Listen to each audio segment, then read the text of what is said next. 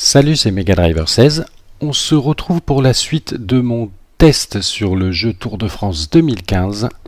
Et donc cette deuxième partie de test sera consacrée au gameplay. On va donc entamer un nouveau Tour de France avec Galopin, je pense d'ailleurs, et s'intéresser aux nouveautés en termes de gameplay et même ce qui n'a pas changé, etc. Allez, on passe tout ça, on se met en français et on va attaquer directement la sélection d'une étape. Ah oui, là il faut passer. Là également, chargement du profil et ça y est. On va directement sur Tour de France, nouvelle partie. Je reste pour le moment au niveau professionnel qui était celui donc des anciens jeux Tour de France. On verra pour le niveau difficile un peu plus tard éventuellement, même sûrement. Et donc pour ce test orienté gameplay, je vais choisir une étape avec du vallon, le mur de Bretagne, hein, je le sens bien, et je vais particulièrement essayer de le jouer avec Tony Galopin, qui est un puncher argent, en tout cas puncher une étoile, ce qui veut dire qu'il fait partie des 15 meilleurs. On va sélectionner. Voilà, on peut regarder en appuyant sur la touche de la composition les différentes statistiques des coureurs. Et donc Tony Galopin qui a un beau 78 en ballon, accélération 76, intéressant, et c'est pour ça qu'il est puncher une étoile avec une belle endurance aussi à 79. Et donc c'est bon pour la composition, je ne vais pas remplacer pour le moment. Par contre, au niveau de la sélection, gagner une étape, je regardais juste les missions, gagner une étape, porter le maillot jaune avec Tony Galopin, d'accord, ça fait partie des objectifs or, gagner le classement par points avec Greipel, d'accord, objectif argent, et finir dans les 10 premiers d'une étape de plaine avec Greipel, objectif bronze, d'accord, très bien. Je vais donc désélectionner les étapes avec la touche Y, tour complet, tour sans aucune étape, et on va aller chercher le mur de Bretagne, voilà. Comme ça on pourra peut-être tester de s'échapper un petit peu, jouer le sprint intermédiaire, peut-être même le classement grimpeur avec le col de catégorie 4, et surtout ce final qui est très intéressant pour un puncher typé comme Galopin avec un col de catégorie 3. Une étape que j'attends aussi avec impatience dans la réalité. On peut voir que les favoris de cette étape sont les punchers baroudeurs, avec Valverde puncher or, puncher 2 étoiles, tout comme Philippe Gilbert, et comme Joachim Rodriguez. On va donc... Est-ce que je l'ai sélectionné le mur de Bretagne? Non, il faut que je le choisisse. Voilà, c'est fait. Étape sélectionnée 1. On est parti. Si vous ne sélectionnez pas au moins toutes les étapes du tour rapide, les missions ne seront plus actives. Souhaitez-vous continuer? Tout à fait. Nous voici donc à l'entame de cette étape du mur de Bretagne. La petite introduction qui va bien.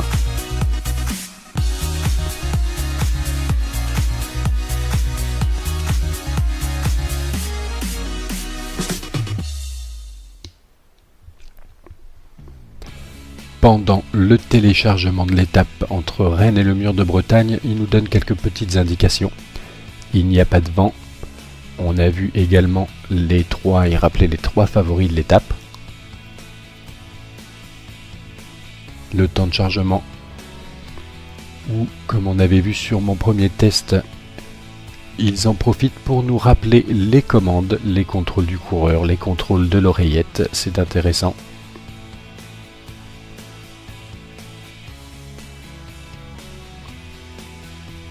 On va essayer de s'échapper a priori avec un coureur autre que Galopin.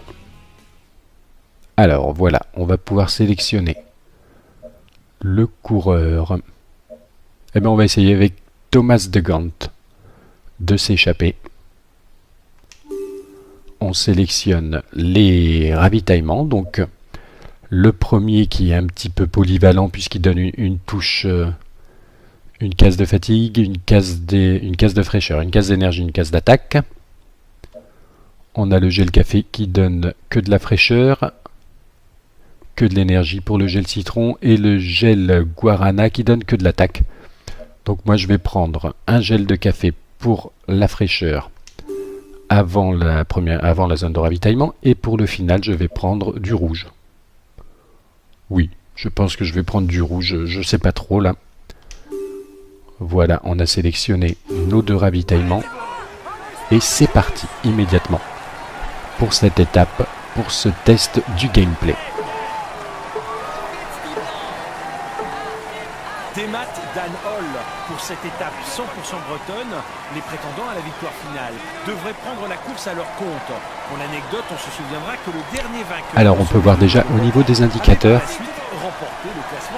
la barre bleue qui représente l'énergie et la barre rouge qui représente l'attaque. On a des petites indications, mais je vais déjà en profiter pour demander à tous mes coéquipiers de rester dans leur groupe. Reçu 5 sur 5. On reste au chaud. Et de suivre les attaques. Ah, il faut que je me remette en grand braquet, ça y est. Voilà, on voit le petit écrou, là, enfin le braquet. Hein. Là, je suis passé au grand braquet pour essayer d'aller chercher les premiers attaquants du jour et rejoindre leur groupe. C'est donc Gauthier et Geniez. On a 30 secondes, comme on peut voir en haut, on voit les kilomètres qui nous séparent de l'arrivée et les secondes qui nous séparent du peloton. L'écart qui augmente, c'est de bon augure. Et ensuite on voit des informations sur le classement général. Hormis l'arrivée à Mur de Bretagne, une côte de 2 km avec des passages quand même supérieurs à 10%. D'accord, intéressant. Ça a l'air bien parti. Vous avez passé la barre de la minute d'avance sur le peloton. On a 1 minute d'avance sur le peloton, c'est très bien. Chris Froome, là, on dirait, qui était à l'avant, qui est dans un groupe d'échappés numéro 2. Geesink. Donc on peut avoir des informations avec la flèche multidirectionnelle sur le classement maillot jaune, ici sur le classement maillot vert. C'est en haut à gauche que je fais bouger les petits maillots là, ici sur le classement à poids, en tout cas qui est important pour le maillot à poids, dans l'échappée, le maillot blanc, la combativité, le classement par équipe, et qui relaye avec quel pourcentage. Pour le moment on voit bien que c'est De Gant qui fait vivre principalement cette échappée avec 82% des relais. Et ça m'embête derrière là ceux qui reviennent, la Geesink, Mientes et Fram. Alors Fram c'est peut-être pas Chris Froome quand même, surprenant. En tout cas, voilà pour ces indicateurs en haut à gauche. Là pour le moment on est bien parti. Et on voit au niveau de l'échappée en tout cas qui est déjà à 2,50 d'avance sur le peloton. Et on voit, alors si on s'occupe un petit peu d'en bas à droite, on voit le profil de l'étape qu'on peut avec l'ancienne touche back désactiver, ainsi que les informations en haut à gauche. Je vais le faire tout de suite. Voilà, ça libère un peu de place à l'écran et on perd bien évidemment quelques infos. Je vais les remettre, voilà. Et on a ensuite tout ce qui est indicateur, la barre d'énergie comme on a vu, la barre d'attaque, le grand braquet, la jauge d'effort, le petit jaune qui est en dessous le braquet, que je peux réduire un petit peu comme ceci pour moduler un petit peu mon effort. Ensuite on a la protection du vent, là on n'en a pas du tout, c'est le petit curseur rouge. À côté du gel, mon premier ravitaillement. On a De Gant qui est indiqué avec nous, ensuite on a où on est positionné par rapport au peloton. On est le petit point vert et on est à l'avant du peloton. Ou du deuxième groupe plutôt. Le peloton est même derrière, je crois. Et là, on y met notre place. On est premier. La pente moins 1%. Et le vent est nul. On va donc tout de suite simuler un petit peu. Déjà, on va les laisser repasser un peu devant, qui prennent des relais. Geniez et Gauthier. On peut prendre X pour se mettre dans leur roue. On n'a plus besoin de rien gérer. Et on va mettre sur pause. Alors là, j'étais dans les options. Voilà, mettre sur pause. Et procéder à une avance rapide pour essayer d'aller se retrouver au sprint intermédiaire, par exemple. Là on voit des infos. Pendant cette avance rapide, il n'y a plus que deux vitesses, enfin qu'une vitesse possible, à savoir très rapide. Autrement, c'est la pause qu'on peut faire avec la touche A. Pour revenir à la course bien évidemment. Les options avec Y. Retour au menu, alors là c'est on abandonne hein, carrément. Les informations qu'on peut voir. Ça nous donne des informations sur les points à glaner durant la course. On va revenir à la course, on est à combien du sprint intermédiaire? On est à 6, 7, 5 km.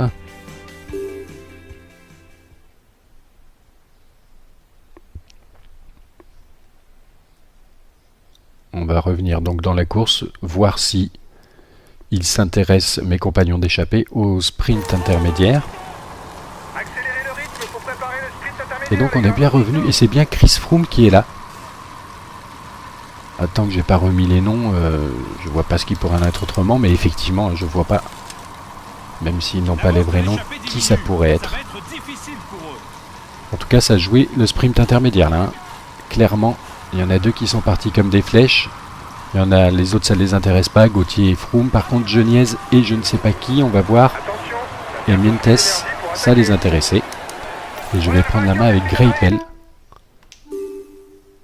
pour essayer de voir si au niveau du peloton ça va jouer aussi ce sprint intermédiaire, puisque c'était un des reproches qu'on pouvait faire aux éditions précédentes. Ça se voyait peut-être moins sur le sprint intermédiaire, donc pour le classement maillot vert, mais ça se voyait plus pour le classement grimpeur. Alors là ils sont partis aussi hein. Bon, très bien, donc avec Greipel on va essayer de revenir. On va être pas très bien classé hein. Cavendish, Bouhanni 10e, Nodolo 11e, Greipel 12e, ça marque quand même quelques petits points. Très bien. Intéressant. On va reprendre la main avec De Gendt qui est dans l'échappée. On va demander rapidement à toute l'équipe de rester dans son groupe, hein, qui ne roule pas derrière l'échappée bien évidemment. Et on se retrouvera au classement grimpeur. Donc là je clique 2 fois sur A pour sélectionner tous les coureurs et je leur demande de rester dans leur groupe. Reçu 5 sur 5, on reste au chaud. Et on va se avancer jusqu'au classement grimpeur de col de catégorie 4. On a 5 km, je vais reprendre la main à 2 km, voilà. Ça va vite hein, avec cette vitesse de défilement comparée aux opus précédents. L'avance rapide est beaucoup plus rapide. À voir comment on va pouvoir gérer les différents événements de course et bien intervenir quand on le veut. Il vous reste 2 km avant d'arriver au grimpeur. 1 km 8 du grimpeur, je suis en grand braquet avec De Gendt, pourquoi pas. C'est Gesink le meilleur puncher de l'échappée. Bon, ça doit pas être Chris Froome hein, quand même. Ah oui, il le joue là. Il le joue, c'est sûr. Et Gesink, qui est le meilleur puncher de l'échappée, fait honneur à sa réputation. Et j'ai attaqué sûrement trop tôt. On fera deuxième, je pense. Gesink premier, comme c'est un col de catégorie 4. On ne voit pas qui fait deuxième puisque ça ne marque pas de points. Intéressant, intéressant. Il a fait du beau boulot là, Gesink. On est dans la zone de ravitaillement, donc je sélectionne tous mes coéquipiers, je leur demande de ravitailler. Et moi aussi, en appuyant sur Y, j'utilise mon ravitaillement. On le voit là, le petit gel de fatigue, de fraîcheur, qui se consomme au fur et à mesure. Et celui-là, il était indiqué en 20 secondes, je crois. Donc, on a fait tout ce qu'il fallait.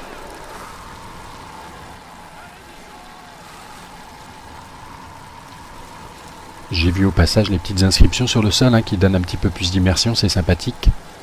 Les inscriptions rédigées par les spectateurs. Je peux remettre le petit braquet. Le ravitaillement a fait son effet. On a entendu une sorte de petite corne de brume, d'une trompette. C'est pas la première fois que je l'entends. Hier aussi, quand je me suis un peu entraîné, je l'ai entendu. C'est surprenant comme ambiance, pourquoi pas. la fin de la zone de ravitaillement et on va accélérer tout ça pour aller directement dans ce final pour Puncher. A priori, je pense que en toute logique, l'échappée ne devrait pas durer, à moins qu'elle aille au bout. Mais oui, parce que le peloton est à 3,43. Moi qui voulais jouer le coup avec Galopin, ce ne sera pas le cas du tout.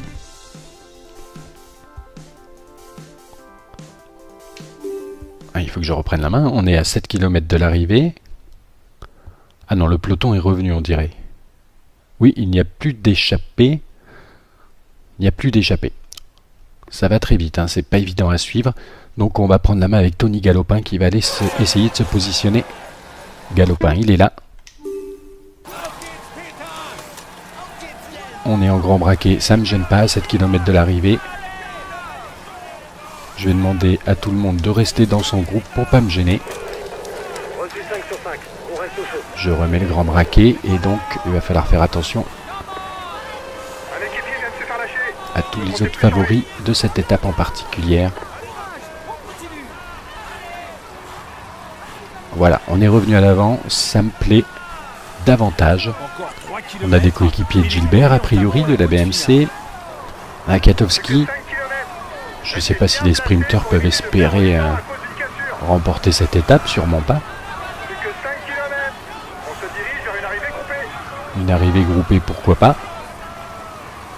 Le peloton, on voit pas trop de combien il est constitué. La fin d'étape approche. Soyez attentifs. Ça ne devrait pas tarder à bouger dans le peloton. Oui, et d'ailleurs, Prochain virage à c'est droite, Galopin, et voilà le les spectateurs, fameux mur qui de va Bretagne. lancer les 2 hostilités. kilomètres à 7% de pente moyenne. C'est le premier kilomètre qui Et sera voilà, le le plus mur de pentu. Bretagne, ça y est, on y arrive. Quelle ambiance, hein. Quelle ambiance, puisqu'on voit les spectateurs, la foule. Seuls les coureurs encore frais pourront faire la Allez, différence Tony dans le Galopin final. qui attaque, je prends le ravitaillement. Ah, ils sont pas loin, hein. Ils sont vraiment pas loin derrière, donc le ravitaillement qui me rajoute Terminé. de la barre rouge. Échappée terminée, c'est qu'ils sont revenus. Valverde, bien évidemment, Qui va l'emporter? se présente aux avant-postes. On va arriver à la flamme 30 rouge. secondes sur le peloton. Ah, on a entendu la petite corne de brume là. Le monde, il y a vraiment beaucoup de monde là, c'est bien fait, hein. C'est vraiment très sympathique cette ambiance là. Encore j'aurais pu mettre le son de l'ambiance un peu plus fort. Et là on va attaquer, même si je me suis peut-être fait un peu endormir par l'ambiance. Ce n'est pas toujours idéal d'être en surnombre dans une Oh, échappée, quoique, car les autres quoique. veulent forcément collaborer avec nous. C'est la victoire de Tony Galopin ici au mur de Bretagne. C'est dommage qu'il ne laisse pas plus que ça le coureur arriver en levant les bras, puisque j'ai fait une célébration avec la gâchette haute gauche et la croix multidirectionnelle, mais on n'a quasiment rien vu. J'ai pas pu trop l'anticiper puisque j'avais Valverde sur les talons. Mais bref, c'est une belle victoire ici au mur de Bretagne pour Tony Galopin, le jeune puncher français de la Lotto. Et on va voir le podium. Mesdames et messieurs, accueillez-le chaleureusement. Voici le vainqueur de l'étape Rennes-Mur de Bretagne, Tony Galopin. Et oui, Tony Galopin. Il a su maîtriser ses J'ai adversaires l'impression sans oser que élever les bras. la- Félicitations à lui pour cette cette performance cinématique haut de vol. podium n'a pas énormément changé. J'ai l'impression de reconnaître les visages des On peut dire hôtesses. que le tour se passe idéalement pour lui. Par contre, c'est peut-être pas Voici pris le maillot exactement jaune de ce Tour de des mêmes France. angles. En tout cas, c'est toujours Tony très sympathique. Galopin. Mais ce qui est un peu regrettable, c'est qu'on n'ait pas, ou alors j'ai pas encore vu, mais je ne crois pas, il l'aurait annoncé patatras dans les Il peut nouveautés, savourer. de petits ralentis pour le final. Je me serais bien fait un petit ralenti, ce que je vais pouvoir faire de toute Il va façon monter sur le podium avec mes pour montages de recevoir son vidéos maillot sur et la YouTube, buse des mais bon, hôtesses. ça aurait pu être sympa que l'option Voici le soit maillot directement de ce Tour de intégrée France. dans le jeu, parce que c'était un beau final hein, contre Valverde en particulier. Espérons que pour lui, En la tout suite cas, se passe aussi voilà, bien, mais là pour on récolte l'instant, tous les maillots il peut puisqu'on a fait savourer. qu'une étape. Et ça va mettre fin à cette deuxième vidéo test du jeu Tour de France 2015, orientée cette fois-ci sur le gameplay, avec les résultats au classement général. Donc on est dans la même seconde que Valverde. Gilbert À 7 secondes, Katowski également, tout un groupe là. Hein. Nibali. On va regarder un petit peu plus bas. Ah, il y en a qui s'en fait un peu décroisonner quand même, à 20 secondes. Et même plus loin, hein, même à 1 minute. Contador qui perd 1 minute. Et oui, quand même.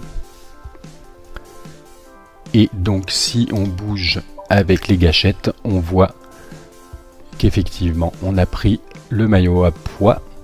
Et oui, en s'imposant, bien évidemment, même si on n'est pas passé premier du col de catégorie 4. Là, c'était un col de catégorie 3 à l'arrivée. Le maillot vert, classique hein, donc. Geniez qui gagne la combativité sur cette étape, voilà. Et les primes. Je vous dis à bientôt pour une nouvelle vidéo test de ce jeu Tour de France 2015 qui sera axé cette fois-ci sur le mode Pro Team. Ok, dans un groupe d'échappés numéro 2. Gazing. Donc on peut avoir des informations avec la flèche multidirectionnelle sur le classement maillot jaune, ici sur le classement maillot vert. C'est en haut à gauche hein, que je fais bouger les petits maillots là, ici sur le classement à poids, en tout cas qui est important pour le maillot à poids, dans l'échappée, le maillot blanc, la combativité, le classement par équipe, et qui relaye avec quel pourcentage. Pour le moment on voit bien que c'est De Gendt qui fait vivre principalement cette échappée avec 82% des relais. Et ça m'embête derrière là ceux qui reviennent, la Gazing, Mientes et Fram. Alors Fram c'est peut-être pas Chris Froome hein, quand même, surprenant. En tout cas,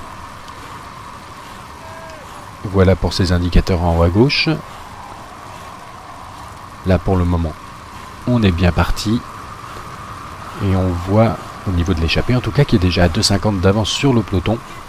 Et on voit, alors si on s'occupe un petit peu d'en bas à droite, on voit le profil de l'étape qu'on peut avec l'ancienne touche back désactiver, ainsi que les informations en haut à gauche. Je vais le faire tout de suite. Voilà, ça libère un peu de place à l'écran et on perd bien évidemment quelques infos.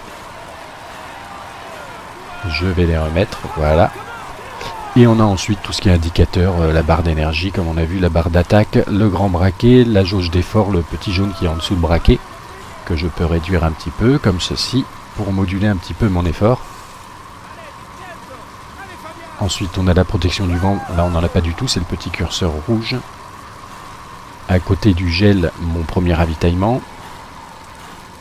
On a De Gendt qui est indiqué avec nous, ensuite on a où on est positionné par rapport au peloton. On est le petit point vert et on est à l'avant du peloton.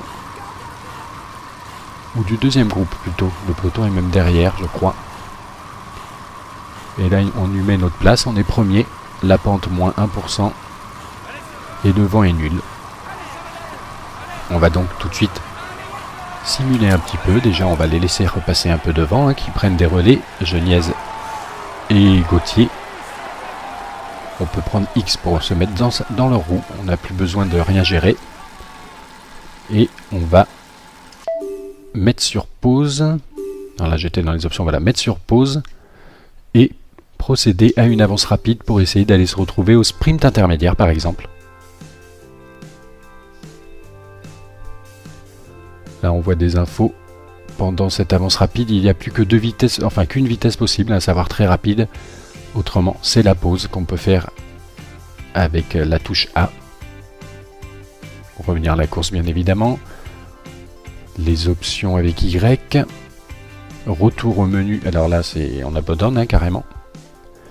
Les informations qu'on peut voir. Ça nous donne des informations sur les points à glaner durant la course. On va revenir à la course, on est à combien du sprint intermédiaire? On est à 6, 7, 5 km.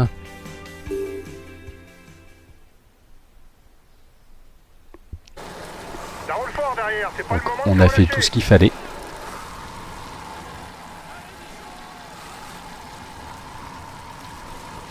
J'ai vu au passage les petites inscriptions sur le sol hein, qui donnent un petit peu plus d'immersion, c'est sympathique. Les inscriptions rédigées par les spectateurs. Compte tenu de ce qu'il a démontré, je peux remettre le petit braquet. C'est un favori logique pour la Le victoire. ravitaillement a fait son effet. On a entendu une sorte de petite corne de brume, d'une trompette. C'est pas la première fois que je l'entends. Hier aussi, quand je me suis un peu entraîné, je l'ai entendu. C'est surprenant comme ambiance, pourquoi pas. La fin de la zone de ravitaillement et on va accélérer tout ça pour aller directement dans ce final pour Puncher a priori. Je pense que en toute logique l'échappée ne devrait pas durer, à moins qu'elle aille au bout. Mais oui, parce que le peloton est à 3,43. Moi qui voulais jouer le coup avec Galopin, ce ne sera pas le cas du tout.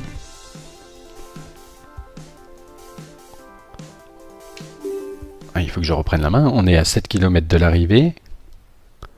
Ah non, le peloton est revenu, on dirait. Oui, il n'y a plus d'échappée. Il n'y a plus d'échappée. Ça va très vite, hein, c'est pas évident à suivre.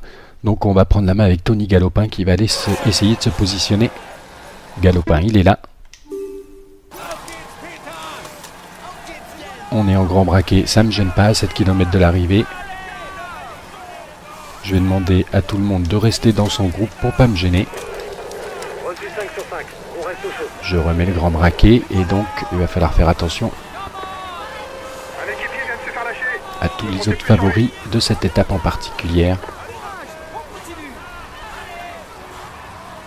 Voilà, on est revenu à l'avant, ça me plaît davantage. Encore 3 km. On a des coéquipiers de Gilbert a priori de la BMC, un Katowski. 5 km. Je ne sais pas si les sprinteurs peuvent espérer À cause d'une cassure. remporter cette étape, sûrement pas. Plus que 5 km. On se dirige vers une arrivée groupée. Une arrivée groupée, pourquoi pas. Le peloton, on voit pas trop de combien il est constitué. La fin d'étape approche. Soyez attentifs. Ça ne devrait pas tarder à bouger dans le peloton. Oui, et d'ailleurs, Prochain virage à c'est droite, Galopin, et nous, voilà c'est les spectateurs, le fameux mur qui de va Bretagne. lancer les 2 hostilités. kilomètres à 7% de pente moyenne. C'est le premier kilomètre qui Et sera voilà, le plus mur de fort. Bretagne, ça y est, on y arrive, quelle ambiance, hein. Quelle ambiance puisqu'on voit les spectateurs, la foule. Seuls les coureurs encore frais pourront faire la Allez, différence Tony dans le Galopin final. qui attaque, je prends le ravitaillement.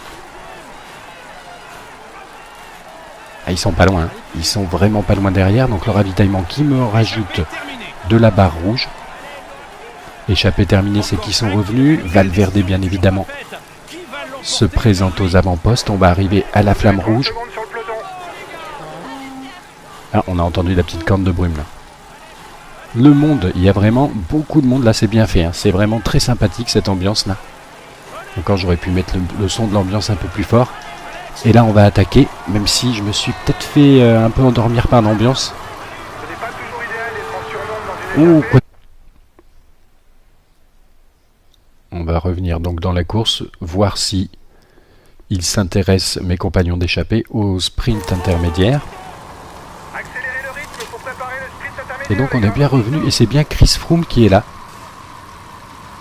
Attends que j'ai pas remis les noms, je vois pas ce qui pourrait en être autrement, mais effectivement je vois pas, même s'ils n'ont pas les vrais noms, qui ça pourrait être. Ça va être difficile pour eux. En tout cas ça jouait le sprint intermédiaire là, hein. Clairement, il y en a deux qui sont partis comme des flèches. Il y en a, les autres ça les intéresse pas, Gauthier et Froome. Par contre Geniez et je ne sais pas qui, on va voir, Attention. et Mientes, ça les intéressait. Et je vais prendre la main avec Greipel pour essayer de voir si au niveau du peloton ça va jouer aussi ce sprint intermédiaire. Puisque c'était un des reproches qu'on pouvait faire aux éditions précédentes, ça se voyait peut-être moins sur le sprint intermédiaire, donc pour le classement maillot vert, mais ça se voyait plus pour le classement grimpeur. Alors là ils sont partis aussi, hein. Bon, très bien, donc avec Greipel on va essayer de revenir. Du vent pour ne pas trop consommer d'énergie. C'est ce qui permet de faire la différence. On va être pas très bien classé, hein. Cavendish, Bouhanni 10e, Nodolo 11e, Greipel 12e, ça marque quand même quelques petits points. Très bien, N'oubliez pas de protéger le leader, les gars. intéressant. La communication est importante. L'oreillette est là pour ça. On va reprendre la main avec De Gand qui est dans l'échappée. On va demander rapidement à toute l'équipe de rester dans son groupe, hein, qui ne roule pas derrière l'échappée, bien évidemment. et on se retrouvera au classement grimpeur. Donc là, je clique 2 fois sur A pour sélectionner tous les coureurs et je leur demande de rester dans leur groupe. Reçu 5 sur 5, on reste au chaud. Et on va se avancer jusqu'au classement grimpeur de col de catégorie 4. On a 5 km, je vais reprendre la main à 2 km, voilà. Ça va vite hein, avec cette vitesse de défilement comparée aux opus précédents. L'avance rapide est beaucoup plus rapide. À voir comment on va pouvoir gérer les différents événements de course et bien intervenir quand on le veut. Il vous reste 2 km avant d'arriver au grimpeur. 1 km 8 du grimpeur, je suis en grand braquet avec De Gant, Attention à pourquoi lui, pas. c'est le meilleur puncher de l'échappée. C'est Gesink le meilleur puncher de l'échappée. Bon, ça doit pas être Chris Froome hein, quand même. Ah oui, il le joue là. Il le joue, c'est sûr. Et Gesink, qui est le meilleur puncher de l'échappée, Robert Racing fait est un honneur très bon puncher. Il passe plutôt bien la montagne. à son- Il est d'ailleurs habitué au top 10 sur les classiques ardennaises et le Tour d'Espagne. à sa réputation. En fait, il lui manque une grande victoire de Et prestige j'ai attaqué qui sûrement le trop fait tôt. définitivement dans l'élite. On fera deuxième, je pense. Gesink premier, comme c'est un col de catégorie 4. On ne voit pas qui fait deuxième puisque ça ne marque pas de points. Intéressant, intéressant. Il a fait du beau boulot là, Gesink. On est dans la zone de ravitaillement, donc je sélectionne tous mes coéquipiers. Je leur demande de ravitailler.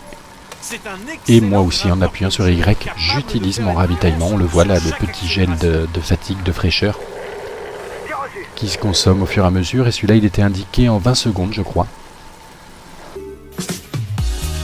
De cette étape du Mur de Bretagne. La petite introduction qui va bien.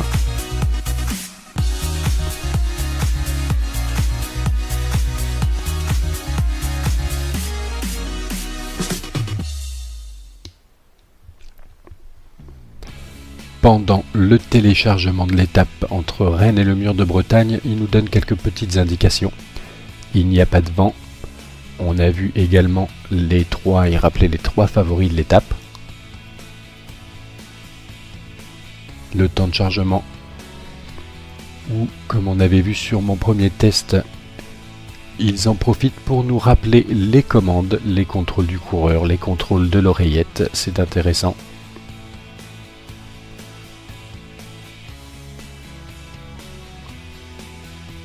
On va essayer de s'échapper a priori avec un coureur autre que Galopin. Alors voilà, on va pouvoir sélectionner le coureur. Eh bien on va essayer avec Thomas De Gant de s'échapper. On sélectionne les ravitaillements, donc le premier qui est un petit peu polyvalent puisqu'il donne une touche, une case de fatigue, une case de fraîcheur, une case d'énergie, une case d'attaque. On a le gel café qui donne que de la fraîcheur, que de l'énergie pour le gel citron, et le gel guarana qui donne que de l'attaque. Donc moi je vais prendre un gel de café pour la fraîcheur avant la zone de ravitaillement, et pour le final je vais prendre du rouge. Oui, je pense que je vais prendre du rouge, je sais pas trop là. Voilà, on a sélectionné nos 2 ravitaillements et c'est parti immédiatement pour cette étape, pour ce test du gameplay. Demat Dan Hall pour cette étape 100% bretonne. Les prétendants à la victoire finale devraient prendre la course à leur compte. Pour l'anecdote, on se souviendra que le dernier vainqueur... Alors on peut voir déjà au niveau des indicateurs avait par la suite remporté le classement général. la barre bleue qui représente l'énergie et la barre rouge qui représente l'attaque. On a des petites indications, mais je vais déjà en profiter pour demander à tous mes coéquipiers de rester dans leur groupe Reçu 5 sur 5, on reste au chaud. et de suivre les attaques. Celui-là, il a des fourmis dans les jambes. Ah, il faut que je me remette en grand braquet, ça y est. Voilà, on voit le petit écrou là, enfin le braquet. Hein. Là, je suis passé au grand braquet pour essayer d'aller chercher les premiers attaquants du jour et rejoindre leur groupe. C'est donc Gauthier et Geniez. On a 30 secondes, comme on peut voir en haut, on voit les kilomètres qui nous séparent de l'arrivée et les secondes qui nous séparent du peloton. L'écart qui augmente, c'est de bon augure. Et ensuite on voit des informations Il n'y a pas de sur le classement général. aujourd'hui, hormis l'arrivée à Mur de Bretagne, une côte de 2 km avec des passages quand même supérieurs à 10%. D'accord, intéressant. Ça a l'air bien parti. Vous avez passé la barre de la minute d'avance sur le peloton. On a 1 minute d'avance sur le peloton, c'est très bien. Chris Froome, là, on dirait qu'il était à l'avant. Salut, c'est Mega Driver 16. On se retrouve pour la suite de mon test sur le jeu Tour de France 2015. Et donc, cette deuxième partie de test sera consacrée au gameplay. On va donc entamer un nouveau Tour de France avec Galopin, je pense d'ailleurs, et s'intéresser aux nouveautés en termes de gameplay, et même ce qui n'a pas changé, etc. Allez, on passe tout ça, on se met en français, et on va attaquer directement la sélection d'une étape. Ah oui, là il faut passer. Là également, chargement du profil, et ça y est.